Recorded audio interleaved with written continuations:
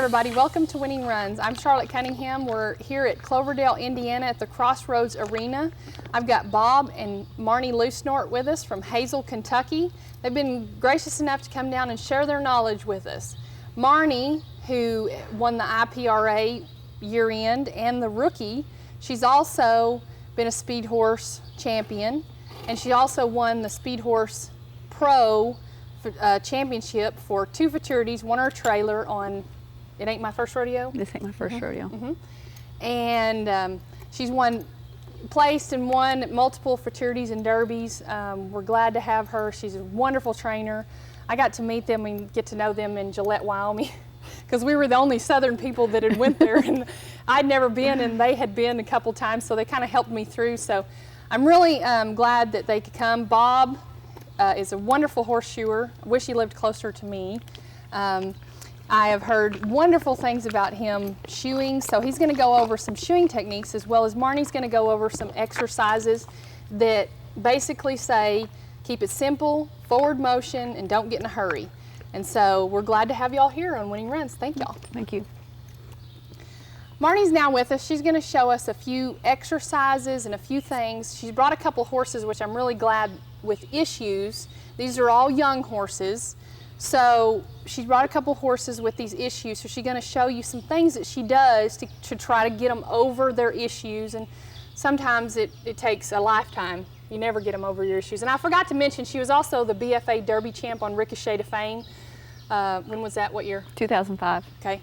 And so Marnie's a great competitor. She's been right there, always brings a good horse to the table every year. So what exactly are you riding here, and what kind of headgear do you have on this mare? And she's a 4-year-old Runaway Colors mare. I've got a combination bit with a little shank to it. Give me a little set and a little more control of her nose. And a wire tie down, because she has a tendency to push up against the tie down more if you just have a leather tie down or a rope nose. What kind of issues does she have that you're going to work on here? I call it bailing out of the backside of a barrel. She doesn't want to stay in her turns, so I'm going to work on some counter arcs with her, keep her a little more committed in her turns. Okay. Well, I'll let you get started, and you can just explain to the viewers exactly what you're doing. I'm going to start out just trotting her and doing some counter arcs on her before I go to the barrels. Get her a little warmed up. Work some figure eights with her, both directions. Kind of lighten her up a little.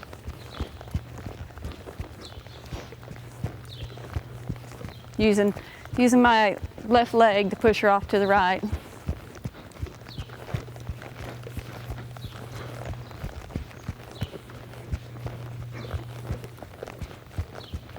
Same going the other direction. I'm going to use my right leg, push her off.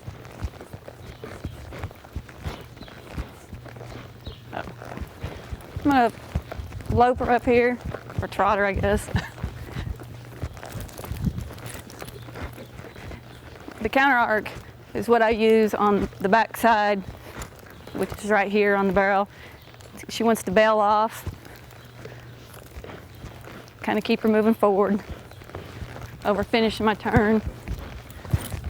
Same on all 3, because she doesn't want to stay in her turns.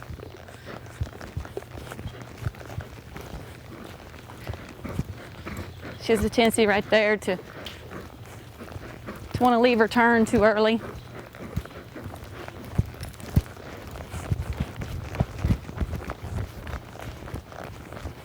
Same on all 3 barrels. Keep her out a little bit wider to keep my forward motion.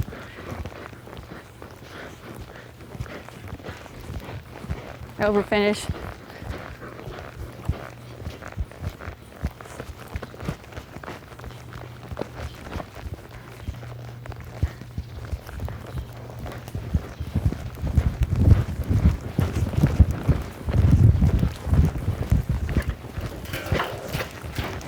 Right there is where she has a tendency to bail out. That's where I'll go back. I won't let her go on to the next barrel. not wanting to complete her turn.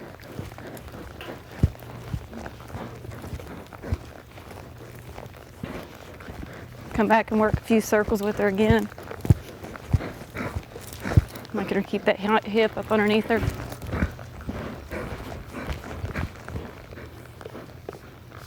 Now, Marnie, tell me a few things. I noticed when you were taking this mare to the first barrel, you were a little bit straighter with her. You didn't quite have her head. Do you do that with all your horses? Of course, we're going to see you with a couple other horses. Do you do that with all your horses or just this horse? Mostly with just this mare. Just keeping her a little more squared up. She has a tendency to throw her rib cage to the outside. That's why I do work a little bit more on the counter arcs, just keeping her between my lines a little better. I stopped her at the first barrel because she wanted to step off, and I don't like going on to the next barrel when they do it wrong. I'll go back to the alleyway, make her go to the first barrel again until she gets it right. It may take a few tries, but just making her realize the difference. You know, if I go on to the second barrel, she's going to forget about what I tuned on her at the first. So. Right. And she needs to know, because she's younger. Right. You know, she needs to know that, yeah, we got to do this, and then we have to do this, and it has to be correct. And it may be Right. something you have to work on all of her life, you know, but hopefully not. Hopefully not. Well, I'll let you get back to work on her, and then just kind of explain to our viewers exactly what you're doing around the barrel pattern with your horse and why. And the counter arcs, they are to help you. How does that help a horse from blowing a turn, belling out of a turn?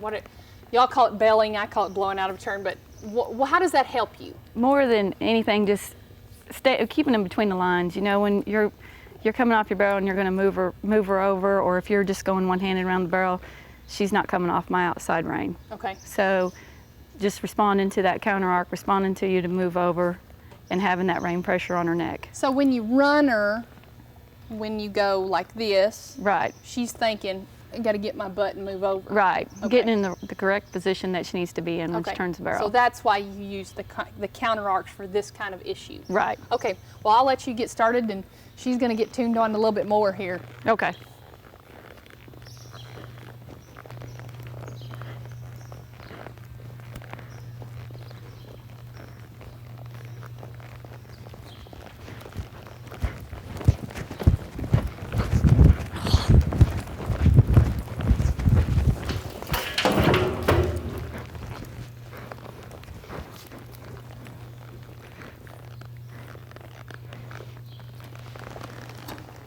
We'll take her back to the alleyway again.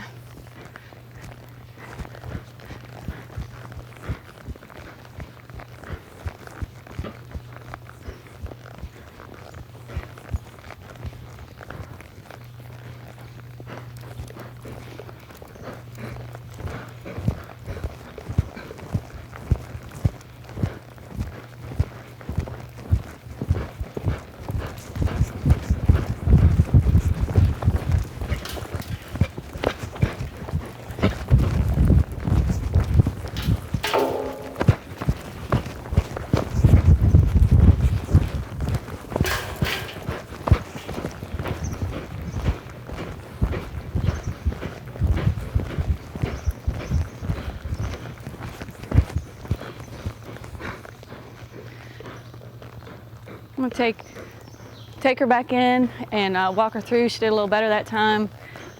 Didn't want to bail out of her barrels near as bad. Completed her turns.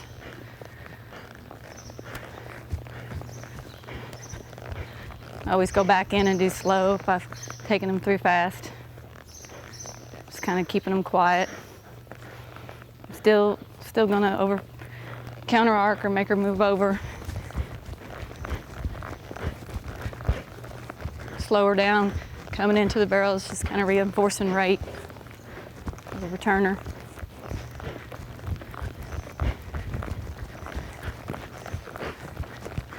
I don't stop the horses all the time.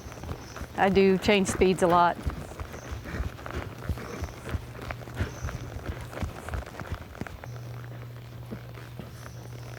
And I have a question for you. Go ahead. Okay, why do you not stop them, or you change speeds? Tell me what's your theory behind that.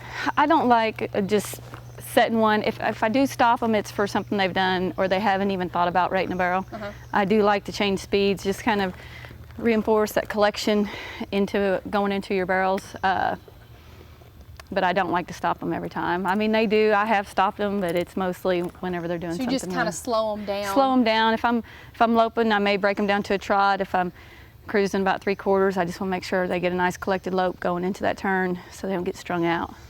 Tell me her breeding. We forgot to go over kind of how she was bred, so She the is. folks at home will know. Yeah, she's Runaway Colors, which is goes back to Runaway Winter.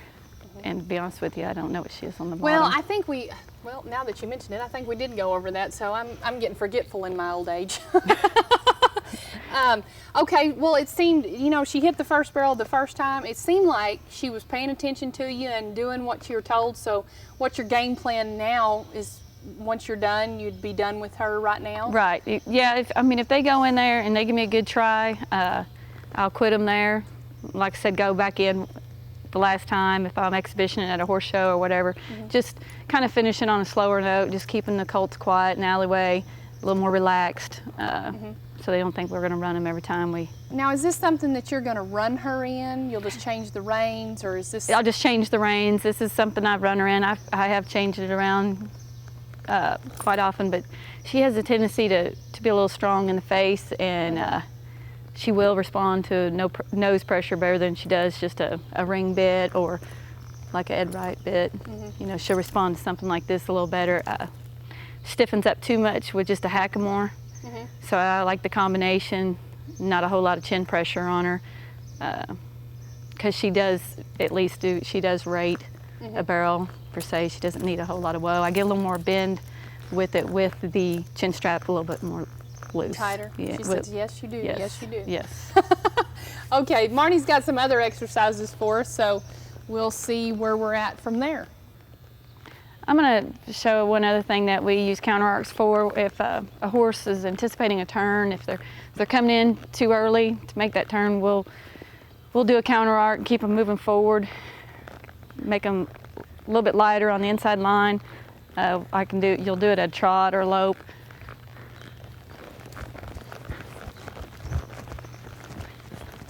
Instead of setting them where their nose parallel with the barrel, I'll push them a little bit further up into their turn, just reinforcing.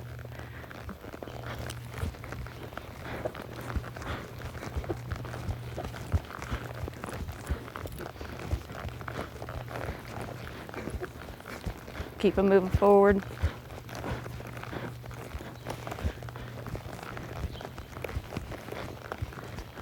Same thing.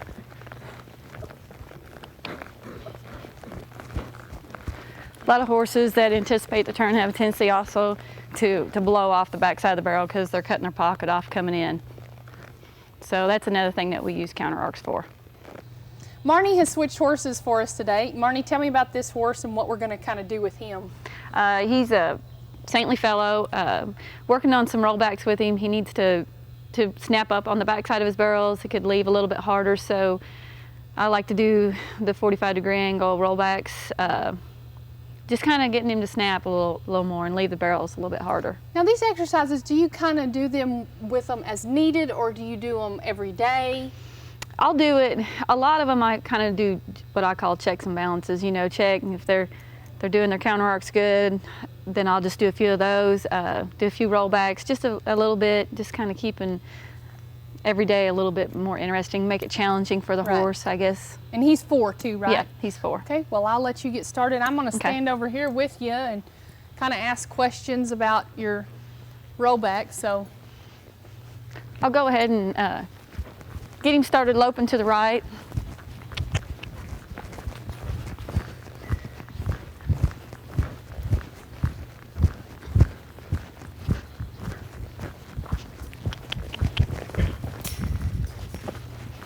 Making sure he takes that left lead coming out of his turn.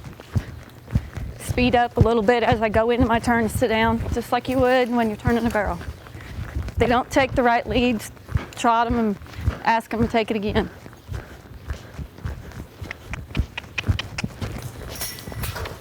Kind of hustling him out of that turn too. Really sitting down, driving him forward.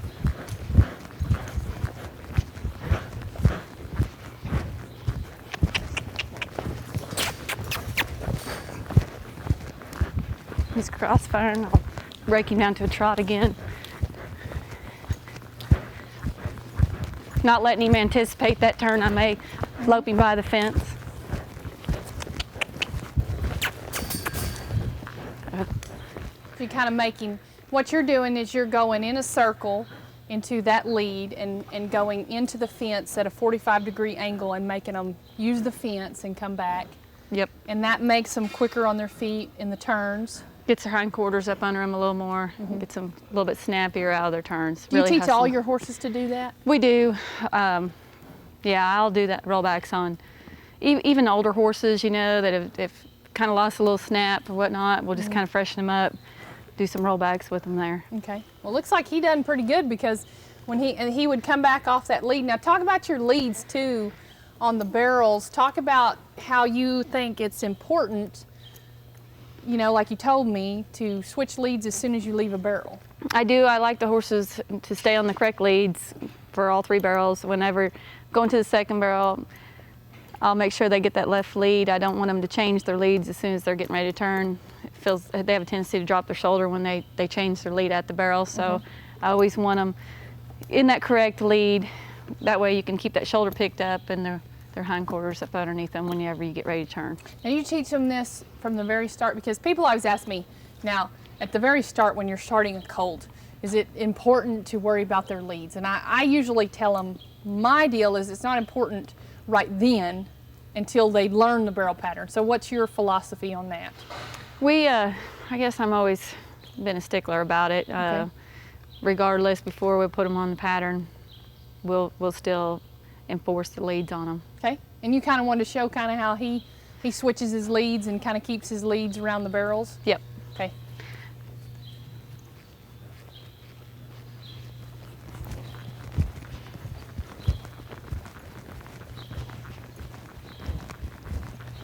Especially in the alleyway too. I really like the horses to be on their correct lead going to the first barrel. I may, if you're able, kind of start out in circle.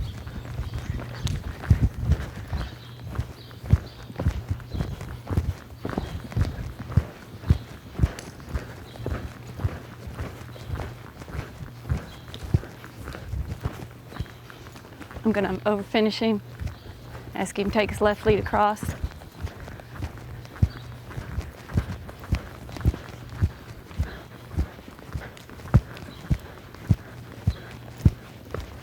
For all 3 barrels, I want him to stay in the left lead going to the 3rd barrel too.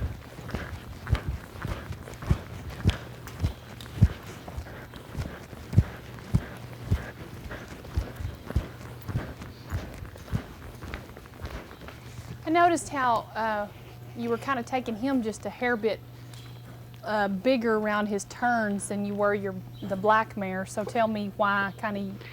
When I'm slow working him, sometimes I do lope a lot of circles around my barrels. I do it for a few reasons. And the first circle will be a little bit larger circle, just mostly to keep the horses relaxed in their turn, keeping them quiet. Then I'll bring them in a little bit smaller. Every circle I go around, it kind of adds to the collection of the horse, teaching them to stay collected in their turn, not to drop, not to crossfire in the back end. Okay.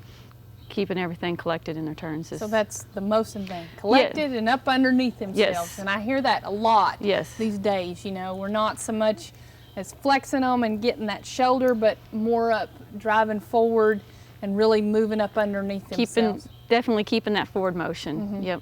Because if you lose it, that's like that. And I always say like that is a long, long way. You know, it's like half a second. Okay, now this horse did this little exercise that you just showed us real easy. So we probably need to explain to the viewers how important it is to start slow, maybe. Yes. Or tell me how you would do it on one of your younger horses. I probably would start or just demonstrate. Trot. Yeah, Why don't I'd you probably demonstrate? Start trotting them, and for yourself too. It's really good for young people or whatever, just teaching them really to sit in that turn. Keep you from getting over the front end of them. That's one thing I really have to work on myself too. Kind of not being a racehorse jockey. Right. Staying to the back of my saddle is what I call it, and keeping my feet in front of me. It's another exercise you can work on yourself along with your horse. And it also is a good cue for your horse too. Whenever you get ready to sit down for your turn, you know, you're cueing them to rate for that turn when you're getting ready for When it. you're getting ready to sit down, Yep. put your feet forward and stuff like that. Yes. So it's a good exercise for young people or anybody. I Anybody, guess, yeah. to learn how to sit. And so, what are you taught when you said a problem with you kind of get forward? Is this coming in or? Yeah, it'll be. I really work on myself when I'm starting my runs to remind myself to get myself back in my saddle, get my hands in front of me, get my position ready, so I'm not coming through the alleyway with my feet back behind me and leaning up over the front end of the horse. You can help a horse a lot more, I believe, if you're in the back of your saddle. It gives you a little more leverage where you can sit yourself down and get yourself ready for your turns. Where if them horses get you up over the front end, you don't have as much control with your body, with your strength, with your shoulders back. Kind of keeps your center of gravity, keeps your shoulders square. Yep. So you don't lean. Right. Exactly. You don't want to lean into No anything. leaning. Anyway, okay, well, let's go on to something different then. Now, Marnie, you have a very set routine, warm-up routine that you use. You gallop a lot of circles, and you believe that it's very important. So tell me why you think it's important. On this horse here, just kind of go over the warm-up routine for him. He's a stud horse, so he'll have a tendency to push on the bit a little more. Just some circles that I do just to kind of take the charge out of one that either wants to get in the bit too much or wants to take off and lope circles fast. It just kind of gets their mind on you instead of just running circles, loping circles a little bit slower. Again, about collection. And getting them thinking about you up there instead of everything else around them, which studs have a tendency to. Well, you can do. tell he's full of himself Oh, today yeah. anyway, so this ought to be interesting because we've seen him hump up a time or two. So, Marnie, if you fall off, I'll come pick you up. So I'll Okay. let you go ahead and explain what you're doing with him and everything. I'm gonna start him out, just trotting him. Again, just getting him thinking about me up here instead of everything else around him.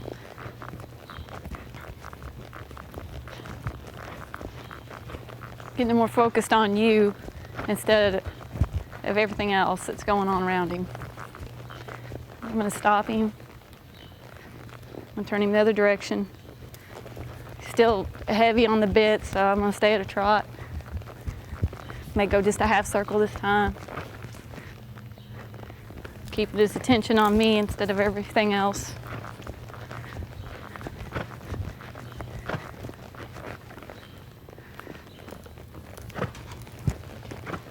Go ahead and kick him up into a lope. Same thing, sometimes if they are paying attention, I may go a full circle. It just kind of beats the everyday routine of just coming out and loping a bunch of circles on the horse. Make them pay attention to you and when you're up there riding them. Still pulling on the bit.